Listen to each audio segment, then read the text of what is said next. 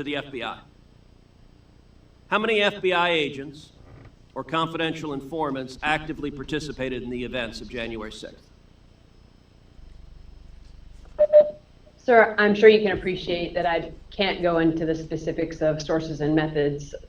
Did any FBI agents or confidential informants actively participate in the events of January 6th? Yes or no? Sir, I can't answer that. Did any FBI agents or confidential informants commit crimes of violence on January 6th? I can't answer that, sir. Did any FBI agents or FBI informants actively encourage and incite crimes of violence on January 6th? Sir, I can't answer that. Ms. Sadburn, who is Wray Epps? I'm aware of the individual, sir. I don't have the specific background to him. Well, there are a lot of people who are understandably very concerned about Mr. Epps. On the night of January 5th, 2021, Epps wandered around the crowd that had gathered, and there's video out there of him chanting, "Tomorrow, we need to get into the Capitol, into the Capitol." This was strange behavior, so strange that the crowd began chanting, "Fed, Fed, Fed, Fed, Fed, Fed." Ms. Sandburn, was Wray Epps a Fed? Sir, I cannot answer that question.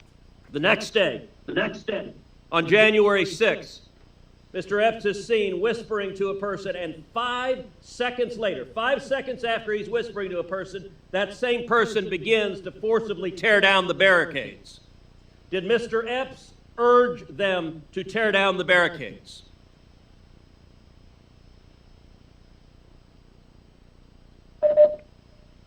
Sir, similar to the other answers, I cannot answer that.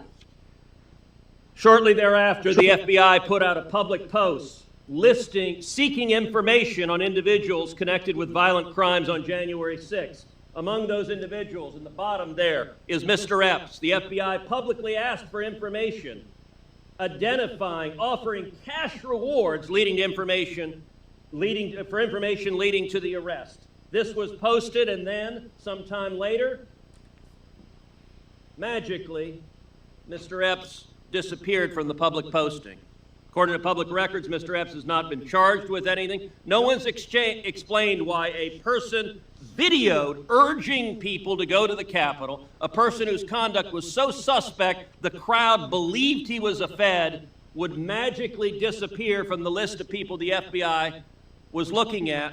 Ms. Sandburn, a lot of Americans are concerned that the federal government deliberately encouraged illegal and violent conduct on January 6th. You have confidential human sources dressed as Trump supporters inside the Capitol on January the 6th prior to the doors being opened? Again, I had to be very careful. It should be a no. Can you not tell the American people no? We did not have confidential human sources dressed as Trump supporters positioned inside the Capitol. Gentleman's time has expired. You should not read any. Go on to detail various other individuals. For instance, the breach team.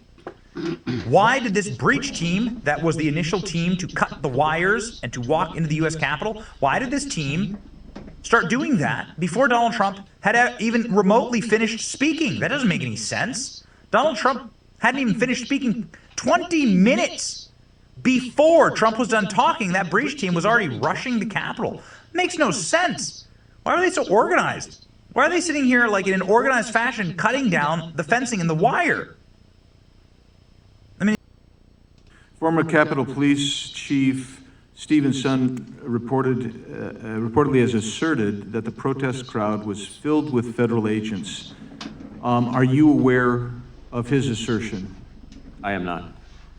Would you agree with him that it was filled with federal agents on January 6th? I would really have to see more closely exactly what he said and get the full context to be able to evaluate it. How many agents were actually agents or human resources were present at the Capitol complex and vicinity on January 6th? Well, again, it's going to get confusing because it depends on when we deployed and responded to the breach that occurred. How many were under federal agents Sure, no, yeah, you're talking, and you and I both know we're talking different things here, and please don't distract here, because we're focusing on those who were there in an undercover capacity on January 6th. How many were there? Again, I'm not sure that I can give you that number as I sit here. I'm not sure there were undercover agents on scene. I find that kind of a remarkable statement, Director. At this point, you don't know whether there were undercover federal agents, FBI agents in the crowd or in the Capitol on January 6th?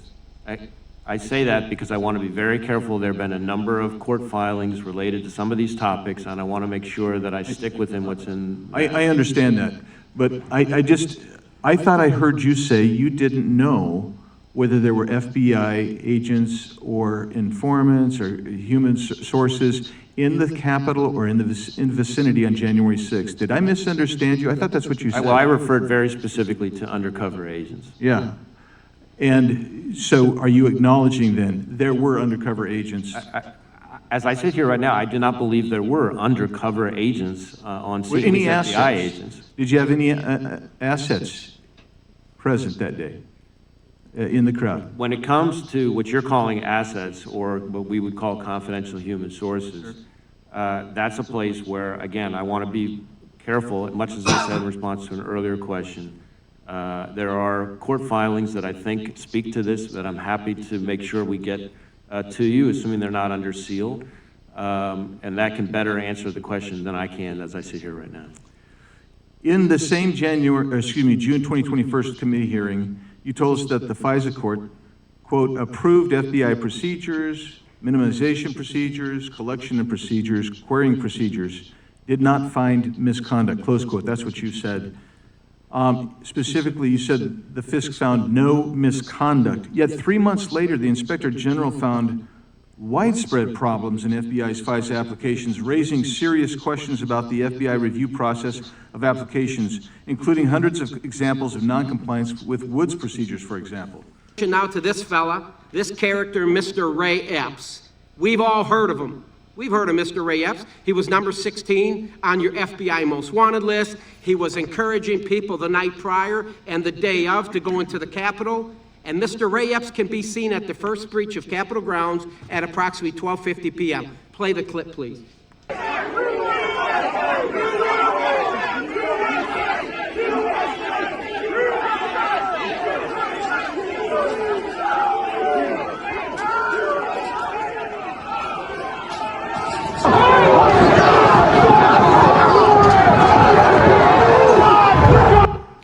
There he is, breaching the line, going in at the first breach into the Capitol grounds, the restricted area. Mr. Wray, you have arrested hundreds of people related to January 6th. And there have been people arrested for breaching Capitol grounds. Cooey Griffin is an example. Rachel Genko is an example. And then we go to Mr. Brandon Strecka. Brandon was arrested for disorderly and disruptive conduct, which included yelling, I quote, "Go, go, go," as rioters tried to empty the Capitol. These three never went into the Capitol. They never assaulted anyone.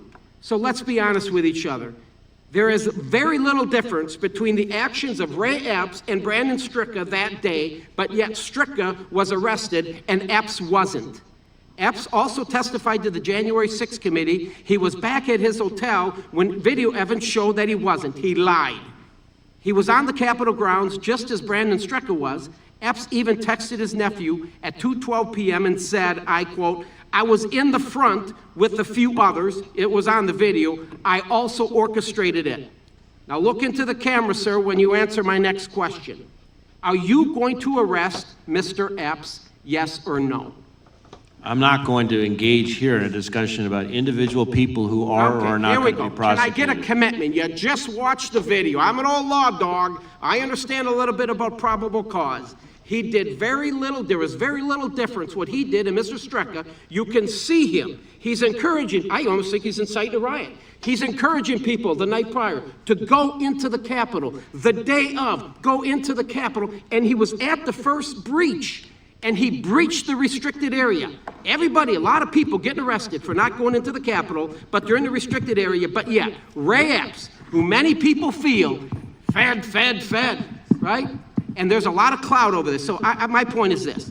You arrested a lot of folks for unlawful activity. You just saw the video, and I will tell you, Point of Mr. order, Ray, Mr. if you don't Chairman. arrest Mr. Time of the Epps, there's a gentleman. reason behind it. I believe you know Point what of it order. is, and it appears to me you are protecting this guy. I strongly recommend you get your house back in order. With that, I yield back. And there's one member of Congress with a law enforcement background named Clay Higgins, who was recently on Laura Logan's program saying that ghost buses were used to bring in FBI agents, like trained tactical agents, in order to create the environment on January 6th that would allow people to trespass into the Capitol and would cause sort of the meltdown that we saw that day. Buses, and they had like some kind of discussion, a briefing, like the way the military leader would address his troops. Yeah, they call it a huddle. And then they together went to the escalators and up in the Union Station and were gone. And they were all men. They were all men in all the Trump regalia. These were men were in really good shape. They made comments like, wow, these are real serious Trump supporters, these guys. And it said they all had elbow pads and knee pads, and they appeared like they had common equipment, but they were not in uniform. But they behaved in a uniform manner. And we intend to get all of that video evidence from Union Station, from the escalators, from the parking lot. We have other eyewitnesses, much to the chagrin of everybody that was in those buses and everyone who commanded them to be there. We've identified one of those buses. And you know what that means? That means that's their because a bus is a serial numbered vehicle. And in America, the change of ownership of a serial numbered vehicle Is recorded. documented. So that means we can begin to trace from the original owner of that bus, where it was sold and who bought it, and then who it was leased to and where it disappeared. And then eventually those buses were removed from the Union Station. And we're going to document all of that. So you believe that those buses held undercover officers, not informants, correct? I feel very, very confident that everybody that was on those two buses were FBI assets. And I have a high degree of belief that they were actual FBI agents. And I'm sorry to say, ma'am, my objective conclusion is that senior officials at the FBI were deeply involved there. Clay Higgins is obviously a defender of the Republic, and we are huge fans of Clay Higgins. His questioning of Christopher Wray, director of the FBI, about January 6th is a thing of legend. Does the FBI have confidential human sources? Did the FBI have confidential human sources embedded within the January 6th protesters on January 6th of 2021?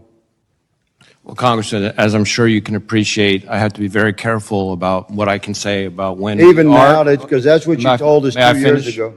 May I finish? About when we do and do not, and where we have and have not used confidential human sources. But to the extent that there's a suggestion, for example, that the FBI's confidential human sources or FBI employees in some way instigated or orchestrated January 6th, that's categorically false. Did you have confidential human sources dressed as Trump supporters inside the Capitol on January the 6th prior to the doors being open? Again, I had to be very careful. It should be a no. Can you not tell the American people no? We did not have confidential human sources dressed as Trump supporters positioned inside the Capitol. Gentleman's on January time the has 6th. expired. You should not read anything into my decision not to share information. Director Wray, confidential human gentleman's sources. time has expired. Are you familiar with you know what a ghost vehicle is? Director of the FBI certainly should. You know what a ghost bus is?